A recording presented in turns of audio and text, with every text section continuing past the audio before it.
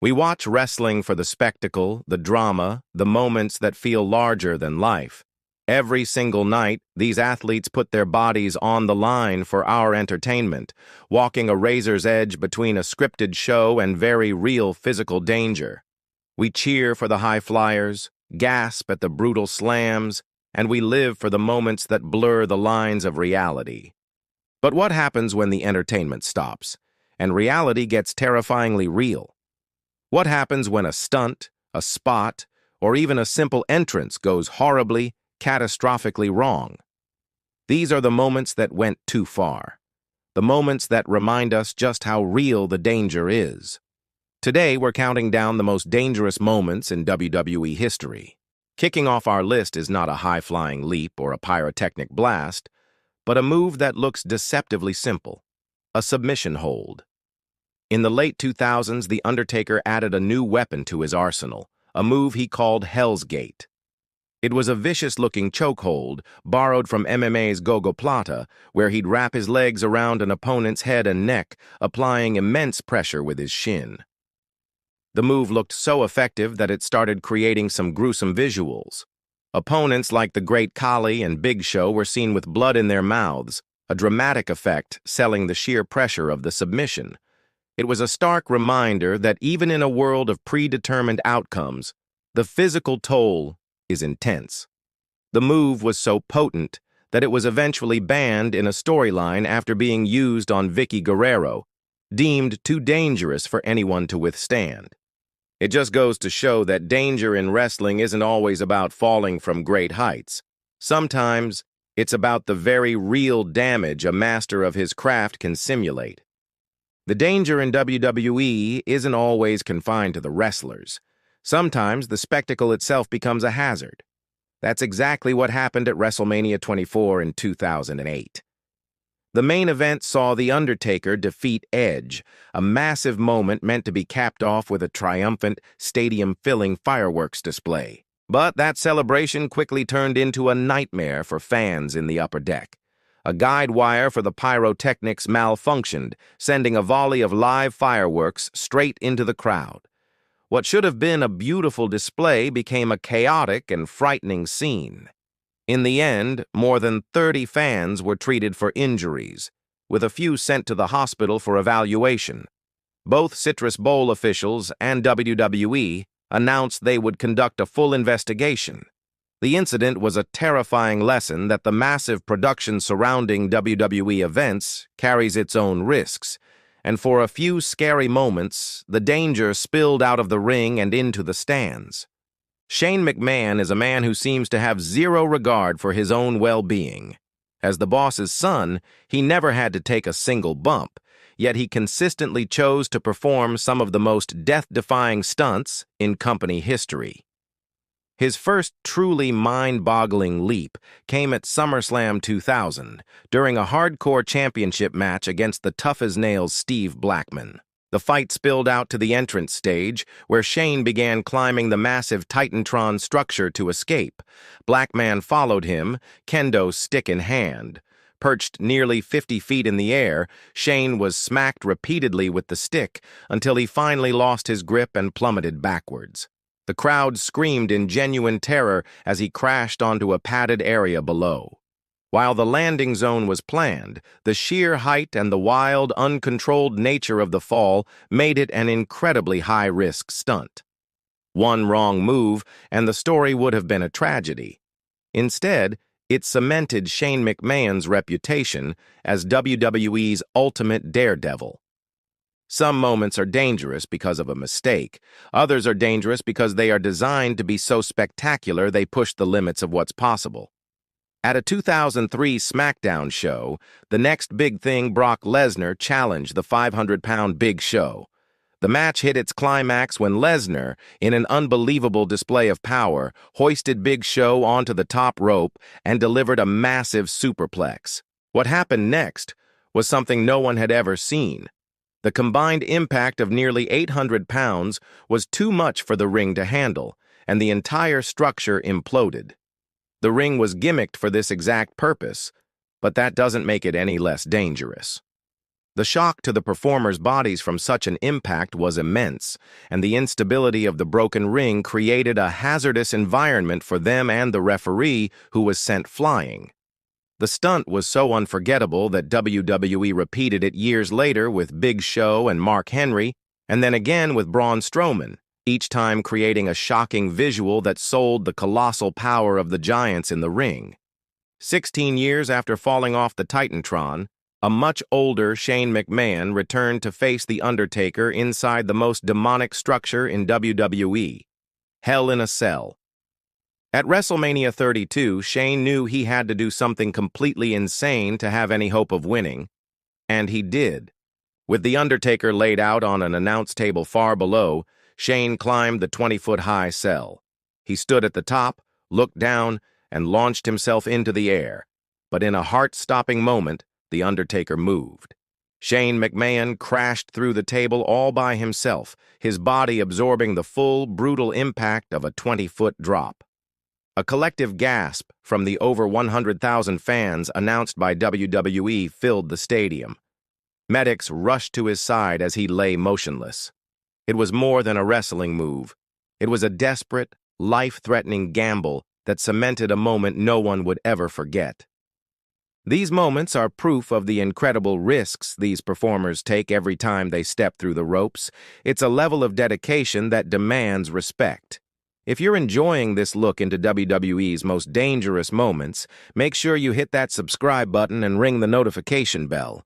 You won't want to miss what's coming next because the moments only get more intense from here. At King of the Ring 2001, Kurt Angle and Shane McMahon had a street fight that is still talked about for its raw, unfiltered brutality. The fight moved to the entrance ramp, which was decorated with large panes of glass. The plan was for Angle to suplex Shane through them. The problem? The glass hadn't been properly gimmicked to break easily. What followed was one of the most difficult sequences to watch in WWE history. Angle hoisted Shane up for a belly-to-belly suplex, but Shane just bounced off the unyielding panel, landing with a sickening thud on the back of his head on the concrete. Dazed and legitimately hurt, Shane told Angle to do it again. Angle tried, and again Shane bounced off. Finally, Angle basically threw Shane headfirst through the panel to get it to shatter. Both men were left cut up and bloody. It was a terrifying example of what happens when a production error meets a performer's reckless commitment to the show. Both men reportedly ended up in the hospital that night. A wrestler's entrance is everything. For The Undertaker, it was a slow, deliberate march to the ring, surrounded by fire and brimstone. But at the Elimination Chamber event in 2010, that signature entrance turned into a scene of legitimate horror. As he walked to the ring, a pyrotechnic flame cannon misfired, engulfing him in a ball of fire. His coat and hat instantly caught ablaze, and he was forced to rip them off as he rushed to the ring, clearly in agonizing pain. He suffered first- and second-degree burns to his chest and neck. For the opening moments of the match, he was trapped in his pod, desperately dousing himself with water bottles to cool his skin. According to later interviews from The Undertaker himself, he had warned the pyrotech before the show that the timing was off, but his concerns were dismissed. That technician was reportedly fired and escorted from the building before the match was even over. In an almost superhuman display of toughness, Taker went on to compete in the entire brutal match, a true testament to his legendary grit. The 1999 Royal Rumble featured an I Quit match for the WWE title between Mankind and The Rock. But what was supposed to be a brutal title match descended into one of the most disturbing beatings ever televised. Near the end of the match, The Rock handcuffed Mankind's hands behind his back, leaving him completely defenseless. What came next wasn't entertainment. It was a mugging. The Rock grabbed a steel chair and delivered 11 unprotected shots directly to Mankind's head. With each sickening crack of steel on skull, the line between performance and assault completely vanished. The scene was so violent that The Rock's own family, sitting at ringside, were visibly distraught, begging him to stop. In the years since, both Mick Foley and The Rock have expressed regret over how far they took it. It was a moment that went far beyond what was necessary and served as a chilling example of the Attitude Era at its most excessive. There is no single match more synonymous with danger than this one.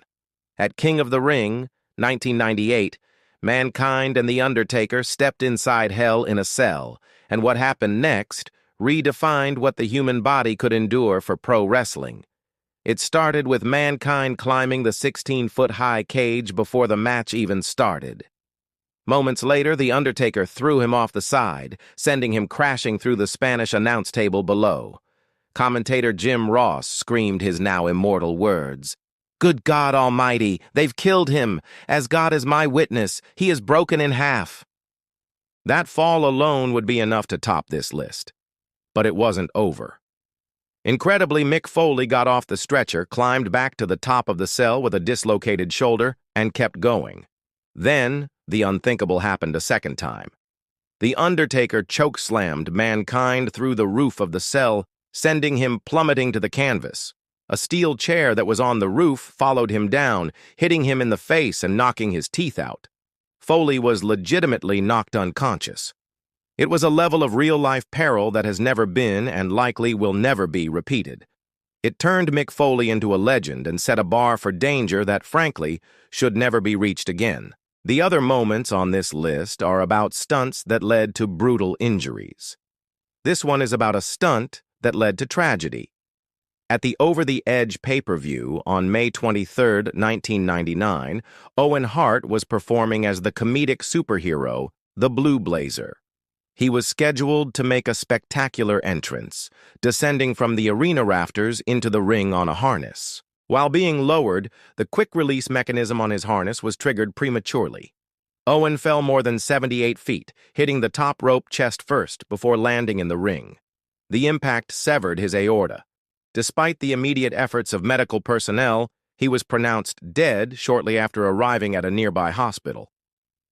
In a decision that remains controversial to this day, WWE chose to continue the show. The television audience was informed of Owen's passing by a heartbroken Jim Ross live on air, but the crowd inside the arena was never given a clear, official announcement of what had happened. It wasn't a stunt that went too far for entertainment. It was a catastrophic accident that cost a beloved performer his life in the most public and horrific way imaginable. It stands as the single darkest moment in WWE history, a permanent and heartbreaking reminder that the risks these entertainers take can have the ultimate consequence. From submission holds and production mishaps to death-defying falls and, ultimately, a devastating tragedy, the line between entertainment and real danger in WWE is terrifyingly thin. The men and women in that ring are extraordinary athletes who put their health and lives on the line for the roar of the crowd. The moments we've revisited today are chilling reminders of that fact. They are the moments that went too far, leaving a permanent mark on wrestling history and everyone who saw them. What do you think is the most dangerous moment in WWE history? Let us know your thoughts in the comments below. And if you appreciated this look at wrestling history, don't forget to like this video and subscribe for more. Thanks for watching.